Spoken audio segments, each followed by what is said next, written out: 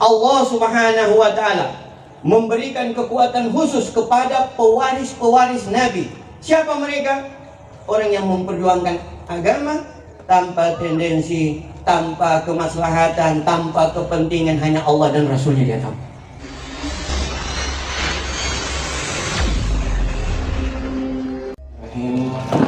Assalamualaikum warahmatullahi wabarakatuh. Alhamdulillah, nahmaduhu wa nasta'inuhu wa nastaghfiruh wa na'udzu billahi min shururi anfusina wa sayyiati a'malina. May yahdihillahu fala mudilla lahu wa may yudlil fala hadiya lahu. Asyhadu an la ilaha illallah wahdahu la syarika lah wa asyhadu anna Muhammadan abduhu wa rasuluh. Allahumma salli ala sayyidina Muhammadin miftahi babi rahmatillah adada ma fi ilmillah salatan wa salaman daimaini bidawami mulkillah wa ala alihi wa mawalah.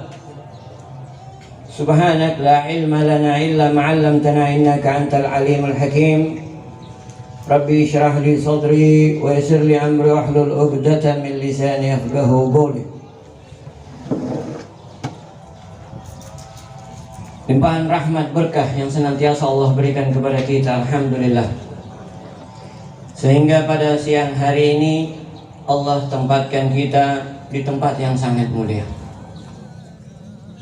di tempat yang menurunkan rahmat, ridha dan kasih sayang Allah, di tempat yang mana Allah turunkan ampunannya, di tempat yang mana Allah mengangkat derajat hambanya, di tempat mana Allah mengingatkan hambanya kepadanya. Inilah tempat kita pada siang hari ini dalam mengenang seorang sosok hamba Allah yang memperjuangkan agama. Setelah Nabi, sudah tidak ada lagi Nabi selain Nabi Muhammad. Nabi Muhammad adalah Nabi yang terakhir. Tapi pewaris Nabi, mereka masih banyak orang-orang yang ikhlas, jujur memperjuangkan agama ini. Mereka, para pewaris itu tidak banyak, tapi mereka punya gerakan membuat agama ini terkenal, terbanyak di dunia. Sehingga nanti ditutup perjuangan para pewaris Nabi ini dengan seorang dari keturunan baginda Nabi Muhammad SAW, yaitu Imam Mahdi, yang akan menjayakan Islam di seluruh belahan dunia ini. Yang di dalam riwayat hadis tidak ada satu rumah kecuali ada Islam di dalamnya. Salawat dan taslim atas junjungan kita Nabi Allah Muhammad sallallahu alaihi wasallam. Yang berkat beliau kemuliaan ini semua kita dapatkan. Berkat dari baginda Nabi Muhammad yang menurunkan ilmunya kepada para sahabat, para tabi'in, diperjuangkan oleh para tabi'in dan seterusnya sampai pada pewaris-pewaris Nabi yang sampai sekarang kita masih ketemu sama mereka. Habib Idrus dan juga diturunkan oleh Habib Segaf. Ini mereka pejuang. Begitu sifatnya pejuang. Satu, Allah turunkan Indonesia Timur itu semua kita kenal dengan al-khairat. Satu, Allah tidak utus banyak, pejuangnya Allah tidak utus banyak, supaya orang tahu kekuatannya Allah. Kejayaan Islam ini dengan mereka. Wali Songo Allah utus di Indonesia ini cuma 9, 8, satu yang dari sini 9. Sehingga Indonesia ini menjadi negara Islam terbanyak di dunia. 9, berapa banyak 9? Tidak banyak. Segi itu menunjukkan kekuatannya Allah. Allah Subhanahu wa Ta'ala memberikan kekuatan khusus kepada pewaris-pewaris Nabi. Siapa mereka? Orang yang memperjuangkan agama tanpa tendensi, tanpa kemaslahatan, tanpa kepentingan, hanya Allah dan Rasulnya dia tahu. Hanya Allah dan Rasulnya. Orang yang seperti ini pewaris. Orang yang punya sifat rasa takut kepada Allah, tidak ada selain Allah yang dia takut. Sehingga perjuangan mereka yang 1 langkah Allah bantu 10 langkah, 10 langkah Allah bantu sampai 100 langkah. Kalau ada orang yang seperti ini 100 musuhnya masih dia bisa kalah. Itu sudah digambarkan sama Allah. Bagaimana kekuatannya Allah di dalam sejarah peperangan Islam. Tidak pernah orang muslim itu lebih banyak dia punya jumlah bala tentara dengan musuh. Bahkan ada di dalam satu peperangan yang 3.000 dapat mengalahkan 200.000. 3.000 mengalahkan 200.000. Artinya 3 banding 1.000. Ini luar biasa. Khalid bin Walid waktu itu, ini umat muslimin sudah merasa terbunuh semua dia punya pimpinan. Khalid bin Walid pada saat itu belum masuk Islam, baru masuk Islam, belum lama pada saat itu masuk Islam. Sementara berperang, mereka sudah kehilangan pimpinan-pimpinan perang mereka yang ditunjuk oleh baginda Nabi Muhammad SAW. Mereka mengatakan, ya Khalid bin Walid, karena Allah sudah perlihatkan bahwa ente tidak mau yakini. Syaitan itu ahli ibadah. Syaitan itu di dalam riwayat tidak ada satu jengkal di dunia kecuali dia pernah sujud, tetapi ingkar dengan perintah Allah. Ingkar dengan perintah Allah. Dia tidak taati perintah Allah. Dia sudah diperlihatkan kebesarannya sama Allah, tapi dia tidak taati. Allah suruh sujud sama Adam, dia tidak mau sujud. Jadi orang yang terlaknat. Jadi masalah kita mendekatkan diri kepada Allah bukan cuma dengan masalah ibadah. Ibadah itu membawa keyakinan kita kepada Allah. Ibadah membawa keyakinan kita full kepada Allah, sehingga kita tidak meyakini lagi kecuali Allah. Mereka para sahabat yang mereka tahu kemenangan itu dari Allah, bukan dengan pedang. Kemenangan itu bukan dari jumlah, kemenangan itu bukan dari kekuatan. Mereka yakin kemenangan itu dari Allah. Itu hati mereka. Karena mereka tahu Al-Quran, wa ma nasru illa min indillah. Tidak ada kemenangan kecuali dari Allah. Itu yang ada di dalam hati mereka. Mereka tidak lihat jumlah, mereka tidak lihat ini, mereka tidak lihat itu. Coba riwayatnya Imam Sayyidina Umar Ibn Al-Khattab waktu mengirim peperangan, waktu mengirimi pasukan, kalah, mundur, balik sama Sayyidina Umar. Ya Sayyidina Umar, kabar begini, kita ini dipukul mundur sama musuh. Sayyidina Umar punya pertanyaan apa? Dia tidak tanya berapa pasukan yang kalian bawa, senjata yang kalian bawa, ini yang... Tidak ada dia punya pertanyaan ini. Dia tahu ada yang kalian tidak kerjakan dari sunnah Nabi, ada yang kalian tidak kerjakan dari perintah Nabi. Periksa, diperiksa semua. Siwak, tidak pakai siwak. Tidak pakai siwak. Sayyidina Umar bilang, sekarang ambil siwak, pergi. Begitu orang pakai siwak, belum masuk ke medan perang sama musuh melihat semua ini. Muslim ini sudah makan kayu semua. Sedangkan kayu dalam makan, apalagi kita lari semua musuh. Belum ikut perang, belum masuk di dalam perang, belum lagi bertumpur di dalam, sudah lari. Allah taruh ketakutan di dalam hati musuh-musuh orang-orang Muslim yang betul-betul hanya Allah dia punya teladan. Di medan perang Uhud begitu juga. Di medan perang Uhud musuh Muslim menang. Nabi perintahkan 100 berapa orang di medan di gunung rumah, di gunung panah, jangan turun, kalah atau menang di atas. Begitu orang hantam musuh, lari, kalah sudah musuh. Orang-orang yang di atas perintah Nabi itu melihat harta rampasan berhamburan semua di bawah, mereka tergiur, lupa perintah Nabi. Akhirnya sebagian turun, ambil. Khalid bin Walid waktu itu belum masuk Islam, dia putar balik. Dia lihat sudah turun yang sebagian dari gunung, sebab itu yang mematahkan mereka. Dia balik, dihantam, digempur. Di situ kaum muslimin jatuh banyak, meninggal. Apa sebab? Karena meninggalkan perintah Nabi. Itu saja kekalahan kita. Kita wallahi kalau kita ini kuat jalankan perintah Nabi, jalankan perintah Allah, jalankan perintah Nabi, pekerjaan kita, syariat kita jaga baik-baik, tidak ada satu yang bisa kalahkan kita. Siapa yang bisa jaga itu? Cuman para ulama. Para ulama itu takut untuk tinggalkan sesuatu yang diperintahkan oleh Nabi. Walaupun itu sunnah. Karena mereka tahu Nabi mereka kerjakan masalah itu. Walaupun sunnah, sampai tahajud mereka kalau ketinggalan, ketiduran di dalam tahajud, mereka beristighfar pagi hari, mereka, ya Allah, astagfirullah, ya Allah, dosa apa yang saya buat ya Allah, sehingga tidak terbangun malam untuk sujud kepadamu, ya Allah. Ini padahal sunnah. Kalau kita yang fardu aja kita ketawa kalau kita tinggalkan. Tidak ada beban. Begini mau ada kekuatan sama kita? Tidak mungkin. Kalau ada musuh datang sama kita, kita akan hancur. Kalau sudah ada di dalam diri kita, tinggalkan kewajiban, sudah ada rasa menyesal, kewajiban saja, bukan sunnah. Kewajiban saja, sudah ada rasa menyesal, berarti kita sudah termasuk dalam golongan orang baik. Kalau ada orang yang meninggalkan kewajiban santai, dia punya hidup dalam posisi yang sangat bahaya di dalam hidup. Bisa su'ul khatimah orang yang seperti itu. Apalagi orang yang berbuat maksiat bergembira. Tadi malam kita bagi 5 botol, tiada DP apa. Siapa yang bisa kalah? Kalau sudah begitu bicara, sudah. Untung agama ini ada para ulama yang menjaga sunnah Nabi, dijaga dengan sebersih-bersihnya.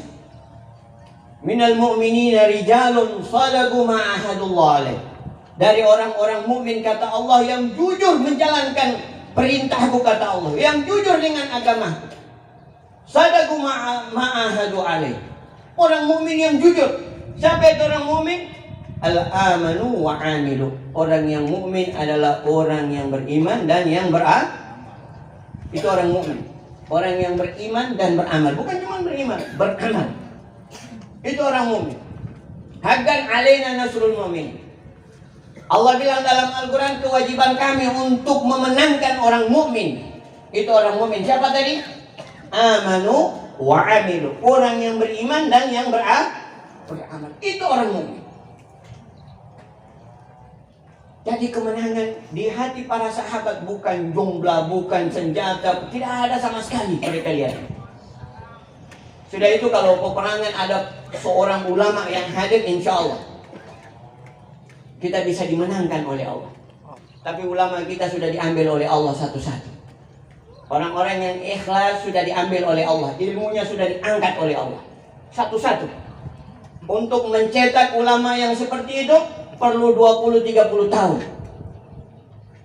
Orang yang istiqamah di dalam ibadah, yang istiqamah di dalam dakwah, istiqamah di dalam kebenaran, itu perlu mencetaknya 20-30 tahun baru kita bisa dapat. Itu bukan urusan mudah. Jadi kita berharap kepada Allah Subhanahu wa ta'ala supaya bisa ada generasi-generasi kita bisa muncul dengan keikhlasan, dengan iman dan takwa, memperjuangkan agama ini, tidak mengharapkan sedikit apapun di hati mereka kecuali Allah, ridwanya, untuk menyelamatkan umat Muhammad sallallahu alaihi wasallam. Kita berharap untuk mendidik anak-anak kita dari masa kecil. Kita sudah bisa teriak di telinga mereka atau teriakin mereka ketika sudah azan, ayo nak salat, ayo salat, tidak dengar azan sudah salat. Bikin begitu di rumah-rumah kita supaya mereka tumbuh dengan iman dan takwa walaupun mereka itu tidak salat. 6-7 tahun sudah perintah, ya salat. Dengar azan tidak? Iya mah. Dengar azan tidak? Iya pak. Ayo salat. Walaupun mereka tidak salat, tapi dengungkan salat. Karena itu perintah. Nabi perintahkan kepada kita, muru, perintahkan anak kalian. Itu perintah. Yang wajib kita taati kepada baginda Nabi Muhammad untuk perintahkan anak-anak kita. Kenapa generasi kita ini banyak yang tidak salat masa mudanya? Karena orang tua tidak pernah perintahkan mereka di masa kecil. Yang sebagaimana Nabi perintahkan anak kalian umur 7 tahun untuk salat. Walaupun mereka itu belum wajib salat. Umur 7 tahun kan belum wajib.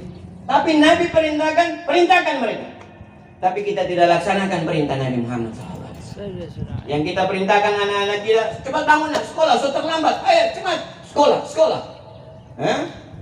Kalau para salaf kita, para ulama kita, dia didik anaknya untuk dekatkan dirinya kepada Allah dulu, baru sekolah, baru belajar.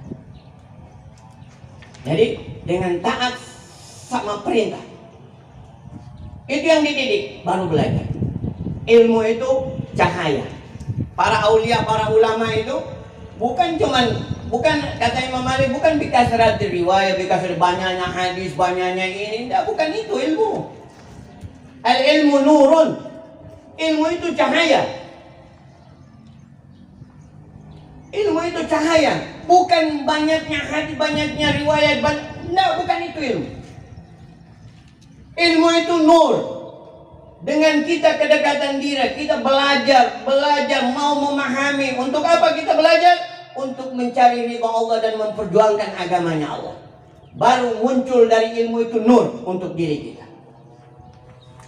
Ilmu nurun, ilmu itu cahaya yugzafu fi qulubil ibad. Imam Ghazali mengatakan, atau Imam Malik, ilmu itu adalah cahaya yang Allah taruh di hati seorang hamba. Sehingga dengan cahaya itu, kalau dia ceramah, masuk di dalam hati itu cahaya sama orang lain. Itu ilmu. Sehingga dengan cahaya yang masuk di dalam hati seseorang yang mendengarkan, orang itu akan tergerak dengan cahaya ilmu itu, sehingga orang itu beramal dengan apa yang dia sampaikan. Tapi kalau ilmu yang tidak punya cahaya, kita sampaikan profesor, doktor, tidak punya cahaya. Yang kita dapat dari pendengar, jempol. Hebat, luar biasa. Tapi orang tidak beramal dengan ilmunya. Orang tidak beramal dengan ilmunya. Karena Allah menurunkan ilmu ini bukan dengan sia-sia, bukan dengan membanggakan, enggak. Allah turunkan ilmu ini. Allah pilih malaikat yang paling mulia dari semua malaikat, pimpinan malaikat, Jibril. Kemudian Nabi pilih hambanya yang disampaikan oleh Jibril, pilihan dari semua makhluk, Nabi Muhammad SAW.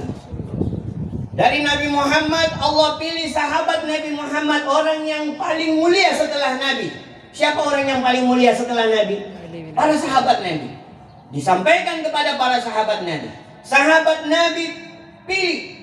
Allah pilih lagi dari sahabat Nabi, murid-murid sahabat Nabi, yaitu tabi'in, untuk membawa amanah ilmu ini dari yang mulia sampai mulia sampai kepada kita, Habib Idrus bin Salim Al-Jufri.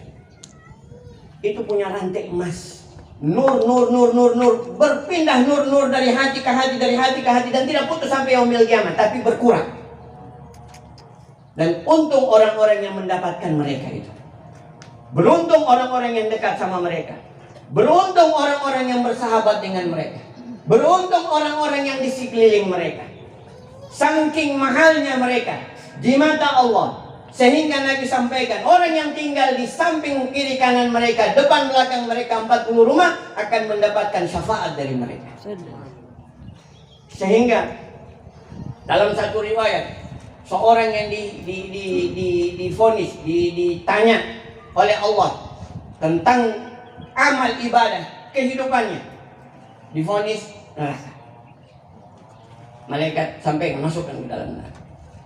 Tapi Allah bilang, tunggu sini, kasih kembali. Coba tanya sama dia. Dia ada tinggal di tempatnya ulama atau tidak? Artinya di kompleksnya ulama, sesuai hadis. Tanya, tidak, jauh dari ulama. Dia ada pernah duduk di majlisnya ulama? Tanya. Malaikat bilang, tidak ya Allah. Tanya. Berarti kalau dia sudah duduk sama ulama, berarti sudah selamat dia. Kalau dia tinggal di kompleksnya ulama, berarti dia sudah selamat dari pertama tadi. Tanya lagi. Dia ada cinta sama ulama? Tanya, tidak ya Allah. Allah tanya lagi satu kali. Dia ada cinta satu orang, yang orang itu cinta sama ulama, artinya bukan cinta langsung, cinta melalui perantara teman. Ditanya, ada ya Allah. Dia cinta si fulan, yang fulan itu cinta sama ulama. Allah bilang, masukkan dia berkat cintanya kepada seorang yang cinta sama ulama. Masukkan dia bilang. Masya Allah. Nabi Muhammad. Allahumma salli wa sallim alaihi. Nilai ulama. Ulama siapa itu? Itu ulama yang punya nur. Itu ulama yang punya nur. Orang ulama yang pewaris Nabi. Ulama yang pewaris Nabi. Tapi di akhir zaman seperti ini, Nabi sudah sampaikan. Allah ambil Allah yaghbidul ilmu bighabdil ulama. Allah mengambil ilmu dengan mengambil ulama yang mukhlis, ikhlas. Yang Allah tinggalkan adalah ulama dhal mudil. Yang Allah tinggalkan adalah ulama yang sesat dan menyesatkan. Itu yang Allah tinggalkan di akhir zaman. Sehingga perpecahan umat di akhir zaman sudah saling menyalahkan satu sama lain.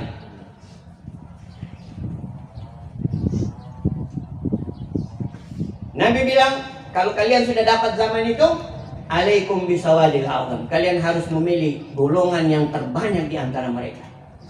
Pilih sana, jalan ke sana. Nabi sudah isyaratkan seperti itu supaya kita selamat. Hadirin yang dimuliakan oleh Allah Subhanahu wa taala.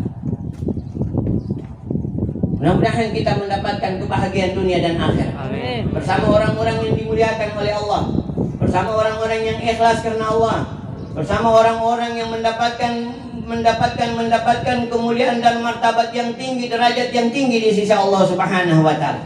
Kita ini tidak punya amal, tapi Allah bisa golongkan kita bersama mereka di yaumil qiyamah apabila kita cinta kepada mereka. Cinta yang sungguh-sungguh. Cinta karena mereka adalah orangnya Allah. Tentunya Nabi bilang kun aliman, jadilah ente orang yang mau belajar, jadilah ente orang alim. Au muta'aliman, kalau sudah tidak mampu orang alim sudah tidak bisa belajar. Au muta'aliman, orang yang mau belajar, sudah tidak bisa alim ya mau belajar paling tidak. Duduk di majelis talim, duduk mau belajar, mau mendengarkan. Kalau sudah tidak karena sibuk, au mustami'an, orang yang mau mendengarkan kebaikan. Terakhir, Allah berikan kita kesempatan semua. Au muhibban. Jadilah ente kalau sudah tidak bisa jadi ulama, tidak bisa belajar, sudah tidak bisa mendengarkan karena sibuk, paling tidak ente pencinta mereka. Kalau tidak, kata baginda Nabi, fatahlik, ente akan hancur dunia dan akhirat. Ente tidak ada di dalam salah satu dari tiga ini. Alim tidak, mau belajar tidak, mau mendengarkan tidak, pembenci. Wa iyadu billah. Almar'u ma'aman ahab. Seseorang akan dikumpulkan bersama siapa yang dia cinta. Dia cinta. Ini cinta mahal.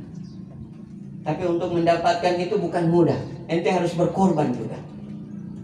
Ini ustaz juga nama ngonya so banyak so kita orang ikut apa semua dia so perintahkan kita orang yang tidak so sudah habis ente punya cinta hilang. Allah uji ente. Kita ini kadang diuji oleh Allah dengan yang kalau kita mau cinta mati sudah. Dia mau injak kita orang siap. Itu baru cinta. Haji Amin contoh yang paling kecil, Haji Amin sama kalian di sini semua. Itu orang tidak punya apa-apa, tapi cintanya luar biasa. Itu saksinya Habib Idrus. Habib Idrus apa yang dia tidak tahu? Hatinya orang dia tahu. Orang yang cinta sungguh-sungguh tahu dia. Habib Idrus bilang sama Habib Segaf, anak punya murid yang paling cinta. Ini sampai. Ente mau lihat? Lihat ujian. Hah? Dibuangkan sorban. Amin. Khudh, amil. Terjun, tidak langsung katanya. Tidak ada lagi, Habib, dalam Habib. Tidak ada, hilang dia punya itu. Orang kalau cinta hilang semua. Tidak ada lagi yang dia takut. Begitu orang kalau cinta sama Allah. Nyawanya dia berani korbankan. Jadi kita belajar untuk cinta Allah melalui cinta sama ulama. Kita tidak akan dapatkan cinta Allah dan Rasulnya kalau tidak cinta sama ulama. Ingat, Anda tidak akan dapatkan cinta kepada Allah dan Rasulnya kecuali Anda cinta sama ulama. Karena itu jalur. Kalau tidak, bohong orang yang cinta sama kepada Allah dan ulama, kepada Allah dan Rasul. Mudah-mudahan kita mendapatkan cinta itu insya Allah. Amin. Sebab Allah akan gabungkan kita bersama mereka. Mereka punya ibadah setiap malam, sujud, ruku, puasa, mengajar, dakwah. Tempatnya tinggi di surga Allah.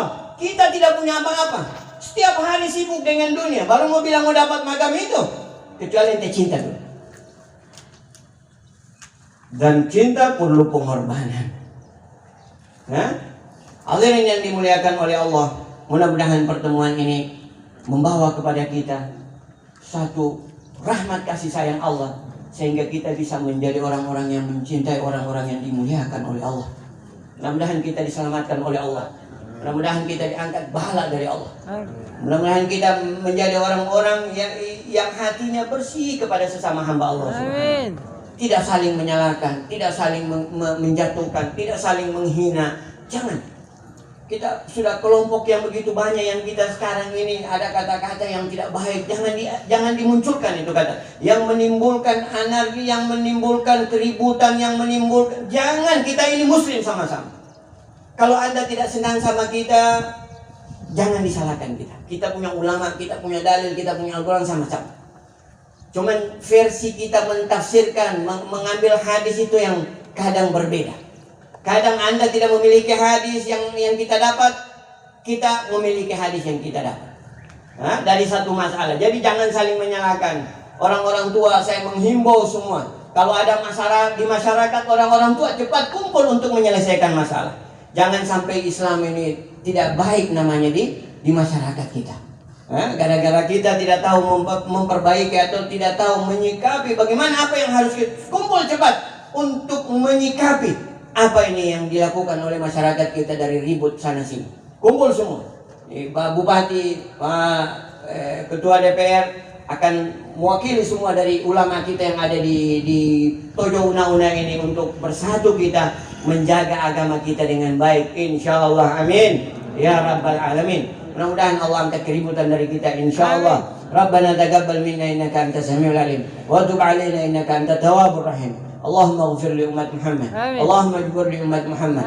Allahumma aslih li ummat Muhammad. Allahumma afin ummat Muhammad. Aslih ahwalana wa ahwal hadhihi ummah. اغفر لنا ولإخواننا الذين سبقونا بالإيمان ولا تجعل في قلوبنا غلا للذين آمنوا ربنا إنك رؤوف رحيم تقبل من صالحات أعمالنا وتجاوز عن سيئاتها اللهم اغفر لنا ولإخواننا الذين سبقونا بالإيمان ولا تجعل في قلوبنا غلا للذين آمنوا ربنا إنك رؤوف رحيم. Ya Allah, angkatlah derajat Habib Segaf ya Allah. Amin. Kumpulkanlah beliau dengan kakek beliau Habib Idrus bin Salim.